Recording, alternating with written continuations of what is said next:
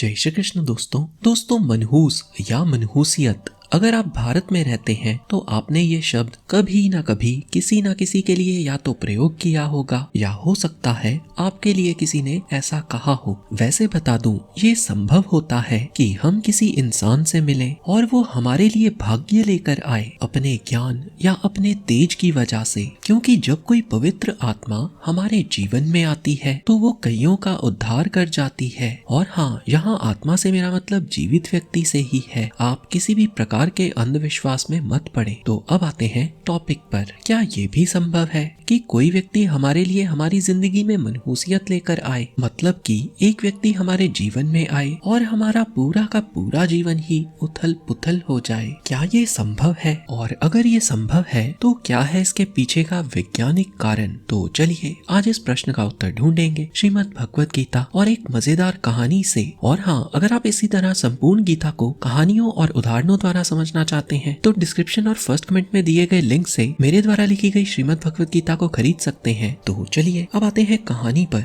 एक किसान का लड़का था। उसने अपने जीवन में खूब मेहनत की और व्यापार करके उसने खूब धन भी कमाया। फिर उसकी शादी उसी की पसंद की लड़की से हो गई। सभी कुछ बड़े ही अच्छे से चल रहा था। फिर एक दिन इस अमीर व्यक्ति के घर एक बच्चे ने जन्म लिया और बच्चे के जन्म लेते ही उसकी माँ की मृत्यु हो गई। अब किसान का लड़का पूरी तरह से सदमे में डूब गया। उसको लगा कि अब उसके जीवन में कुछ भी नहीं रहा और लड़का मदिरा का सेवन भी करने लगा। उसने जुए में अपने सारे पैसे हार दिए। सारे पैसे हारने के बाद ये लोग झोपड़पट्टी में आ गए। अब इस लड़के का लड़का थोड़ा बड़ा हो चुका था। इसने उसका नाम भोला रखा था। भोला व्यापार करना तो नहीं जानता था, परंतु लोगों के घर काम करके इतना तो कमा ही लेता था कि किसी तरह से अपने पिता को खाना खिला सके। फिर कुछ ही दिनों बाद इसके पिता ने भी खुद ही अपनी जान ले ली, क्योंकि वो अब शराब के बिना नहीं रह पाते थे और शराब का भी इंतजाम हो जाए इतने पैसे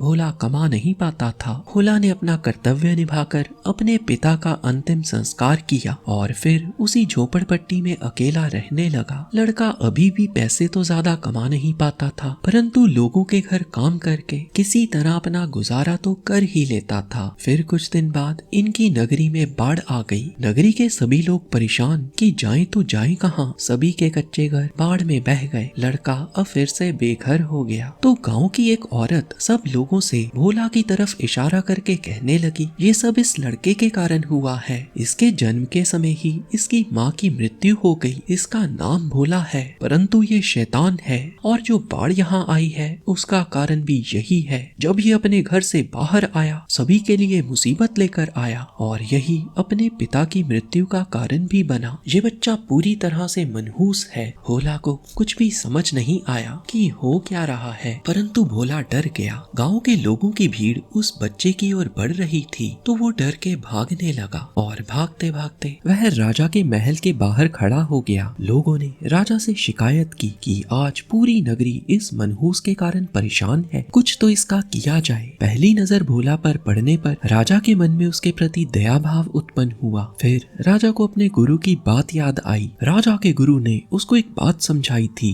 कि जीवन में कभी भी सुनी सुनाई बातों पर विश्वास ना करना, हो सके तो बातों की तह तक जाना। और राजा का सबसे पहला कर्तव्य है कि किसी के साथ अन्याय ना हो। राजा ने लोगों की बात सुनने के बाद कहा, ठीक है, आप सभी लोग अभी वापस अपने अपने घर जाओ। आज के बाद मैं भोला को अपने महल में रखूंगा। देखते हैं कि महल में भोला के आने के बाद क्या घटित होता है। अब भोला महल के एक कमरे में रहने लगा। कुछ दिनों तक तो सब ठीक चल रहा था कि एक दिन राजा को खबर मिली कि राजा के एक रिश्तेदार जो काफी दिनों से बीमार थे आज स्वर्ग सिधार गए। राजा को ध्यान आया। आज सुबह राजा जब उठकर अपने कमरे से बाहर आया था तो उसने सबसे पहले भोला का मुख देखा था और उसको भोला ने ही सबसे पहले राम राम कहा था। राजा को अब पूरा विश्वास हो गया कि भोला सच में मनहूस है। राजा ने उसी क्षण ऐलान कर दिया, बिना कोई समय गवाए भोला को आज शाम को ही मृत्यु दंड दे दिया जाएगा। अब ये खबर किसी तरह राजा के गुरु तक पहुंच गई कि एक आदमी को उसकी मनहूसियत की वजह से फांसी दी जा रही है। राजा के गुरु राजा से मिलने महल में आए। राजा ने गुरु को बताया कैसे भोला के कारण सारा गांव बाढ़ में डूब गया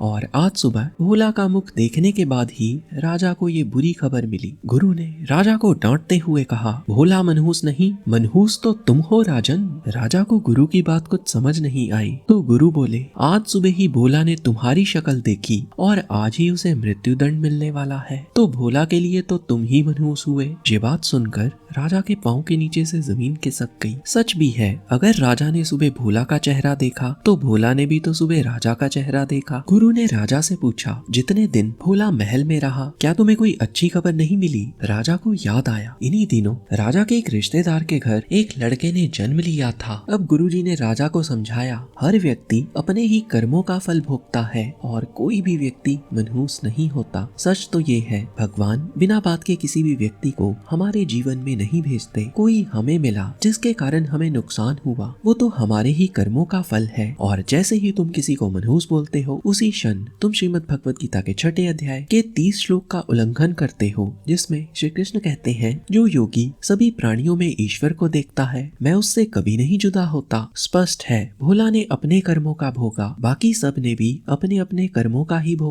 हरे कृष्णा।